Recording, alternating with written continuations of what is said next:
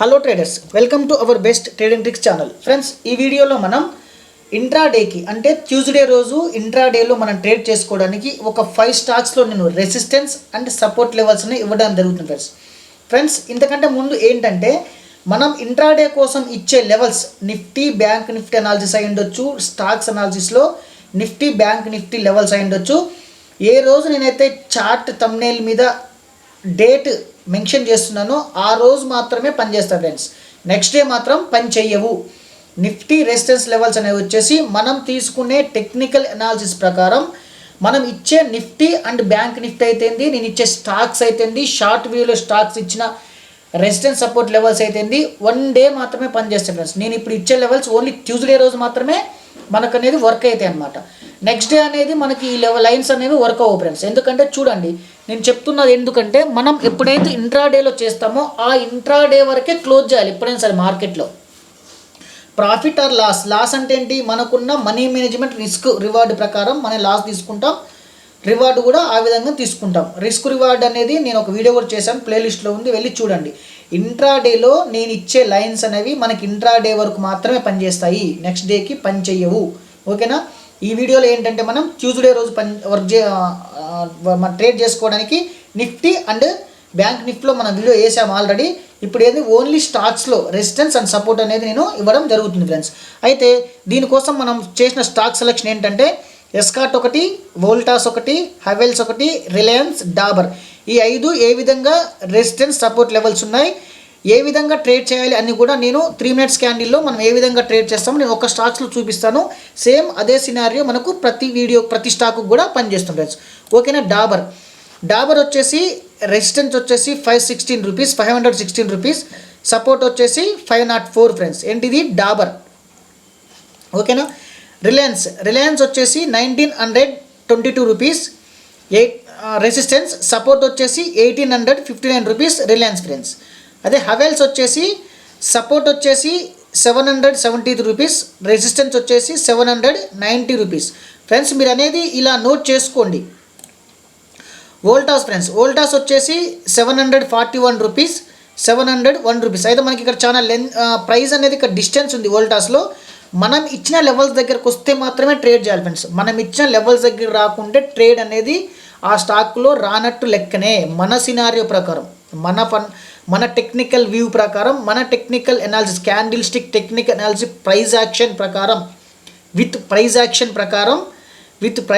ప్రకారం ఓకేనా? మనకి ఎప్పుడైతే మనం ఇచ్చిన లెవెల్స్కి వస్తేనే మనం ట్రేడ్ అనేది చేస్తాం. ప్రైజ్ యాక్షన్ అని ఎందుకంటున్నా అంటే మన టెక్నికల్స్ మొత్తం ప్రైజ్ మీదనే డిపెండ్ అయి ఉంటుంది అనమాట. మన ప్రతి ట్రేడ్ ప్రైజ్ యాక్షన్ మీదనే డిపెండ్ అయి ఉంటుంది అనమాట. ఓకేనా? మన అనాలిసిస్ అనేది.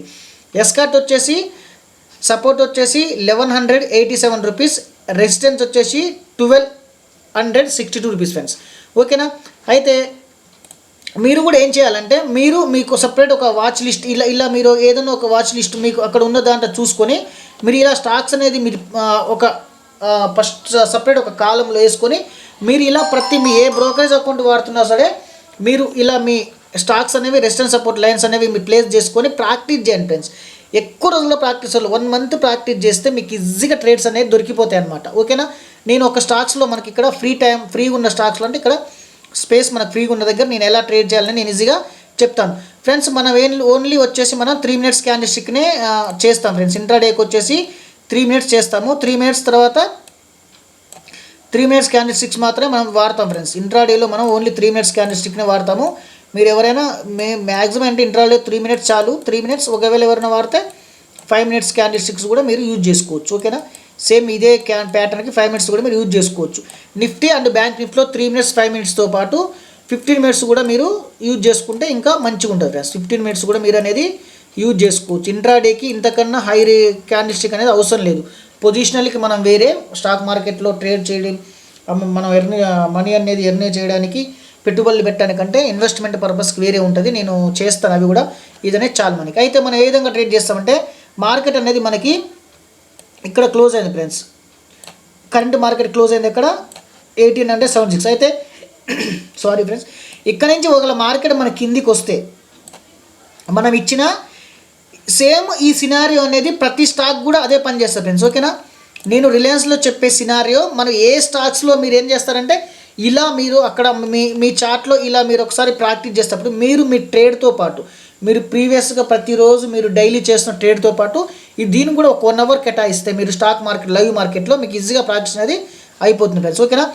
ఎప్పుడైతే మన మార్కెట్ ఇలా వచ్చిన తర్వాత దీనిపైన మనం ఇచ్చిన సపోర్ట్ పైన కనుక సస్టైన్ అయ్యి అయినా ఒకవేళ డైరెక్ట్ ఇక్కడి నుంచి కిందికి వచ్చిన తర్వాత ఏదైనా ఒక బుల్లిష్ ప్యాటర్న్ ఏమొస్తుంది ఇక్కడ మనకి హేమర్ రావచ్చు, బిల్లిష్ యాంగిల్ ఫింగర్ రావచ్చు, మార్నింగ్ స్టార్ రావచ్చు, తర్వాత వచ్చేసి మనకి పియర్సింగ్ ప్యాటర్న్ రావచ్చు, ఇలా తర్వాత బుల్లిష్ ఎరామీ ప్యాటర్న్ రావచ్చు. ఇలా కొన్ని ప్యాటర్న్స్ ఉన్నాయి మనకు ఫ్రెండ్స్.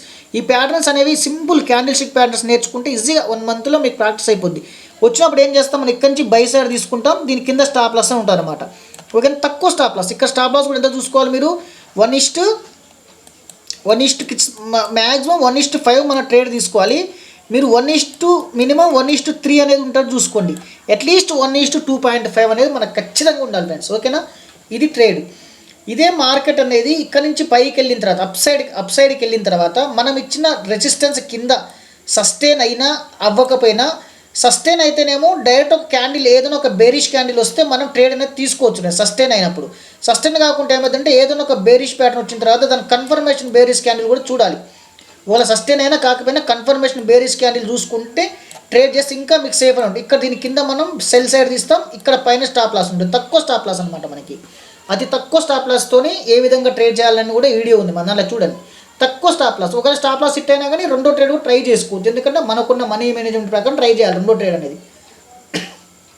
ఓకేనా. అయితే ఇక్కడ ఏదైనా ఒక బేరిష్ ప్యాటర్న్ వచ్చి మనం కింది తీసుకుంటాం, డౌన్ సైడ్ తీసుకుంటాం, పైన స్టాప్ లాస్ ఉంటుంది. ఇదేంటి, ఓన్లీ రివర్స్ ట్రేడ్ ఫ్రెండ్స్.